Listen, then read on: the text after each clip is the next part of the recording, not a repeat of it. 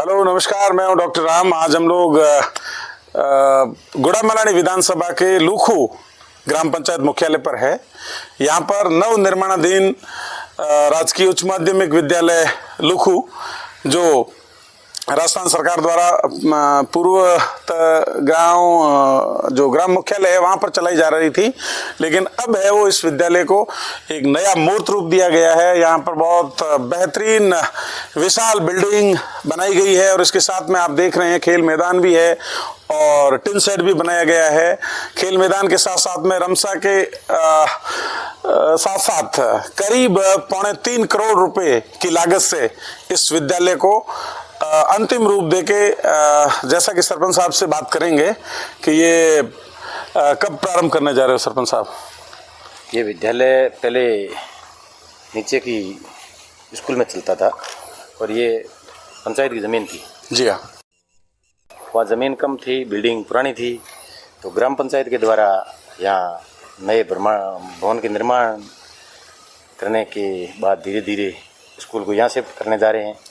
और ये पहले ऊपर दोनों तरफ रेतीले टेले थे, यहाँ पे बिल्डिंग बनने की स्थिति नहीं थी। जी हाँ। मगर ग्राम पंचायत ने इसको समतल करके ये बिल्डिंग बना के फिर 4 दीवारी भी बनाई, ये सीसी रोड भी बनाई और ये माननीय मंत्री भाई के विश्नोई जी के कर कमलों के द्वारा भव्य टिन शेड भी निर्माणाधीन है और आने वाले जुलाई माह में हम इसको उद्घाटन करने जा रहे हैं। लगता है मंत्री जी आपको बहुत ज़्यादा लाड देते हैं। जिस प्रकार से ये टिन शेड भी मैं देख रहा हूँ और इस विद्यालय के लिए ज़मीन का समतलीकरण भी आपने किया है, तो यहाँ निस्संदेह करोड़ों रुपए लगे होंगे।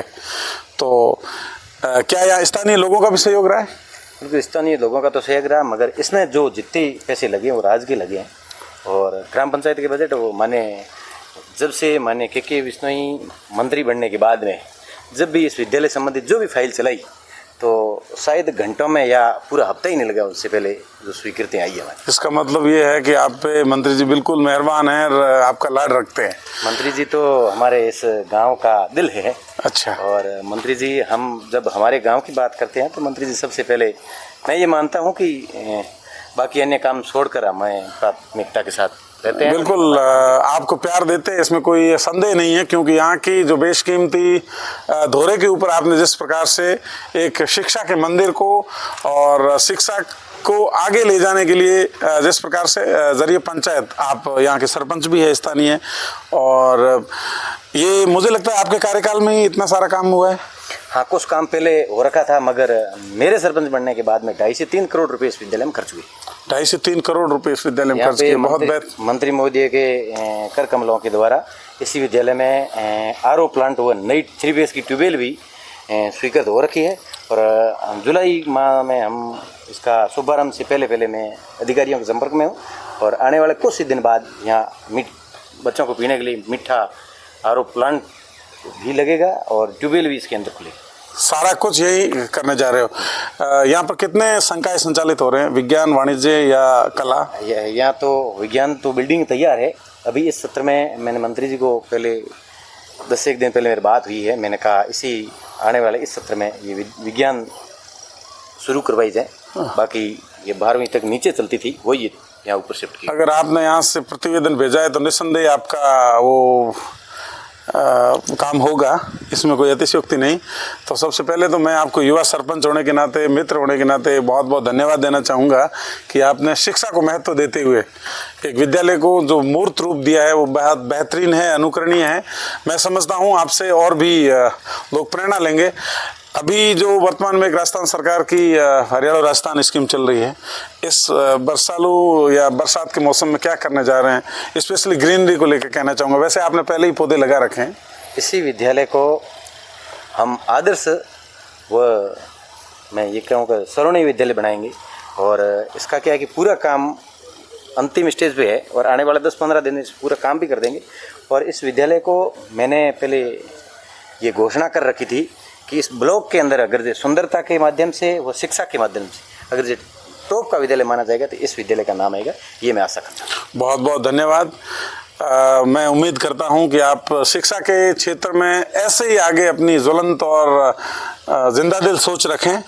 और कुछ राजनीतिक टिप्पणी करना चाहूँगा, आजकल मांगता से ज़्यादा लगाव क्यों है?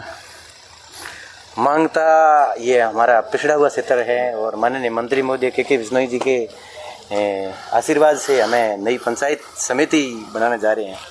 तो हमारे यहाँ लोगों का मन है और हम भी लोगों के बीच में मंत्री जी या भारतीय जनता पार्टी की विचारधारा लेकर घर घर तक जा रहे हैं। और आने वाले समय में ये क्या है कि पुराना जो मांगता क्षेत्र है ये यहाँ बीजेपी का प्रकोप पहले कम था और हम ये आशा करते हैं कि आने वाले समय में यहाँ बीजेपी का परचम लहराए और भारतीय जनता पार्टी की विचारधाराएं लोग अपने मन में जगाएं और विचारधारा के साथ आगे। आजकल तो घर घर मोदी बोले वाला नारा तो आपने वैसे ही लगा दिया है। जहाँ तक आप देख रहे थे, मदन थोरी जो एक छोटा सा कार्यकर्ता पंचायत समिति सदस्य है, बिल्कुल है। जब से के बिश्नोई जी जब फील्ड में आए तब मैं छोटा था, मात्र मेरी 21-22 साल उम्र थी। और उस टाइम मुझे जब राजनीतिक में अगर जो खींच के लाए ना तो माननीय के बिश्नोई लाए। के बिश्नोई ने ऐसे अनेकों कार्यकर्ता तैयार किए और बहुत परिवर्तन करने का भी एक आम लोगों के दिलों में सपना जगाए वो के बिश्नोई जी जगाए। बहुत बहुत शुक्रिया। आगे भी जैसा कि आपने मंत्री जी के सामने प्रतिवेदन विज्ञान संकाय का रखा है तो निसंदेह वो आपकी कार्य योजना फलीभूत होगी। पुनः आपका बहुत बहुत धन्यवाद। इस प्रकार से और भी लोगों को इस वीडियोज़ को जो भी देखेंगे, जो भी सुनेंगे तो निसंदेह आपसे प्रेरणा लेंगे। और मेरी पूर्णतः शुभकामनाएं आपके साथ है। ये विद्यालय बहुत आगे बढ़े, बाड़मेर जिले में इसका नाम हो, धोरीमना पंचायत समिति के साथ साथ में आगामी जो अपनी नवसर्जित पंचायत समिति मांगता है उसका मॉडल विद्यालय हो। इसकी आपको ढेरों सारी बधाइयाँ। धन्यवाद। आपको भी बहुत बहुत धन्यवाद। शुक्रिया। जिस प्रकार से बहुत सारे विद्यालयों का विजिट बाड़मेर संसदीय क्षेत्र में तो हमने किया ही है, लेकिन यहाँ एक जो नवीन विद्यालय ये जो प्रारंभ करने जा रहे हैं इसका उद्घाटन भी माननीय मंत्री श्री के बिश्नोई जी करेंगे। और इस जो टिन शेड को अपन देख रहे हैं इसमें भी माननीय मंत्री जी का ही सहयोग रहा है। बिल्कुल, माननीय मंत्री जी के विधायक कोष से 10 लाख रुपये दिए गए। 10 लाख रुपये में ये बन नहीं सकता। कुछ पैसे हमें ग्राम पंचायत के हेड से खर्च किए हैं और 10 लाख रुपये माननीय मंत्री जी के कुल लगभग 35 लाख के आसपास इसकी।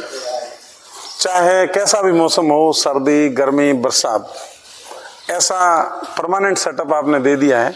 सांस्कृतिक कार्यक्रम हो, चुनाव के समय को लेकर बूथ का मैनेजमेंट हो, या फिर गांव में कभी अगर चौपाल भी रख दी जाए विद्यालय समय के बाद में, उपयुक्त जगह है और बहुत वृहद जगह है जहाँ पर किसी भी प्रकार का अगर विद्यालय प्रशासन को कोई भी कार्यक्रम करना चाहे तो कर सकते हैं।